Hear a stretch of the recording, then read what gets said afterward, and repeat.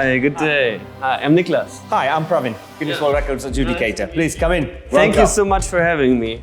No, absolutely delighted. I'm excited. So we already pulled an A380 and now we want to move the London Eye with a cordless drill driver. So Wow. what exactly do we have to prove? So you have to prove a controlled and a measurable movement of the London Eye. So the distance moved is the rotational distance of the outer rim. It has to move a minimum of 50 centimeters.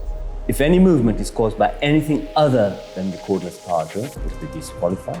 If the measurement is unclear, if there's wind, there's imbalance, then it will be disqualified. The original hydraulic drive system is about 1,000 times more powerful than our drill. So does that make this impossible? Record breaking is never easy. This is a challenging attempt, and I think that's why you're here to rise to the challenge. I'll be there to witness and verify technical undertaking that will be officially amazing. So if we move it safely, cleanly, with all evidence in place, then You have a valid Guinness World Records attempt. So, thanks a lot. I'm very excited. I'm sure this will be a great attempt.